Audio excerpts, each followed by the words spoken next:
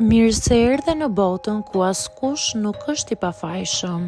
Sekrete shqiptare, vendi ku rrëfimet më të thella, më të ndaluara dhe më të pathëna të shqiptarëve marrin zë. Na bëni subscribe për histori të ndryshme.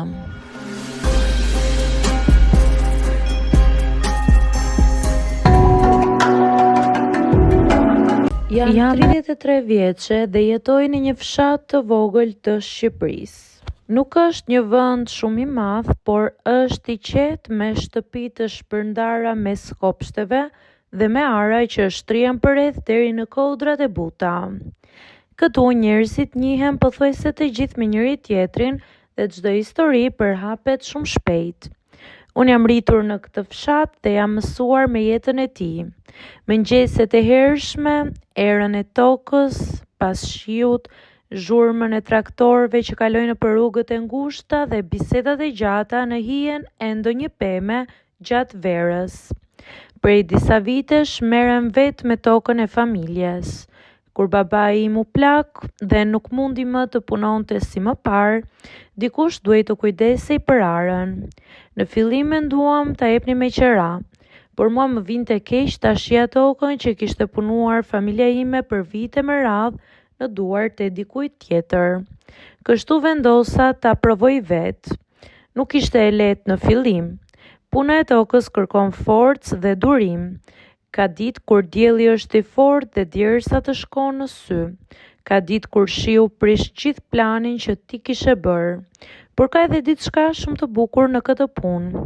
Kur e shet tokën të gjallërohet, kur mbjell diçka dhe pas disa javësh fillon të shfaqen gjethet e para, ndjen një lloj kënaqësie që është e vështirë ta përshkruash.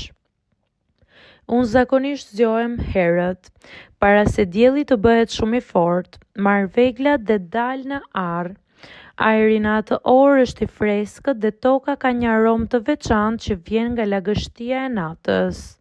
Në fillim punoja vetëm, por shumë shpejt e kuptova se në fshat është pothuajse e pamundur të jesh plotësisht vetëm. Gjithmonë kalon dikush, një traktor që shkon për në arën tjetër, një fqinj që del të shoh pemët e tij, një bari që kalon me bagëtit, dhe zakonisht të gjithë ndalen për pak minuta për të bërë muhabet me mua. Por ka edhe një gjë tjetër për të cilën më ngacmojnë shpesh. Në fshat njerëzit janë shumë të drejtë për drejtë dhe bëjnë shaka pa shumë filtra. Që kur fillova të punoj tokën vetë, burrat e fshatit kanë filluar të bëjnë komplimente. Por ti që ke një bujke shumë e bukur, më thonë, ose ndonjëherë mos puno kaq shumë se na turproven e të tjerëve. Por ajo që dëgjoj më shpesh është kjo. Ti nuk je për këtë punë, je shumë josh se për në arë. Në fillim më vinte pak turp kur dëgjoja këto gjëra. Nuk isha mësuar që të isha në mes të kaq shumë burrave, por me kalimin e kohës u mësova. Në fakt, shumica e tyre nuk e thonë me qëllim të keq. Është mënyra e tyre për të bërë humor dhe për të bërë punën më të lehtë. Një nga momentet që më kujtohet më shumë ndodhi një pasditë vere. Unë po përpiqesha të rregulloja një pjesë të tokës që ishte bërë shumë e fortë nga dielli.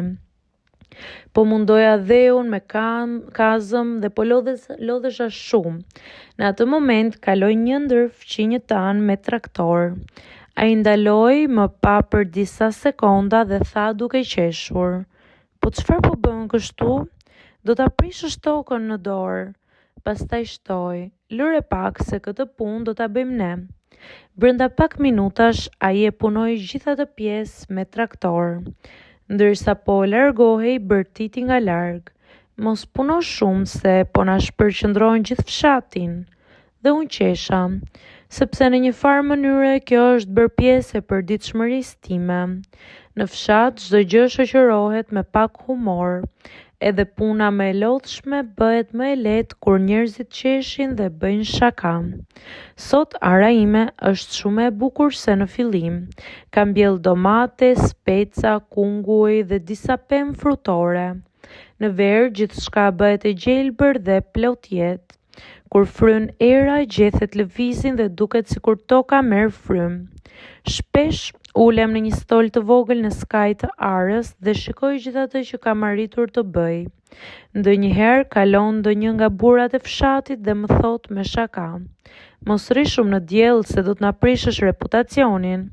Sipas tyre, një grua si unë nuk duhet të jetë në mes të arës me çizme dhe me duar të mbushura me dhe. Por mua nuk më shqetëson, sepse në fund të ditës e di që shumica prej tyre në fakt më respektojnë për këtë që bëj, dhe kështu vazhdon jeta ime.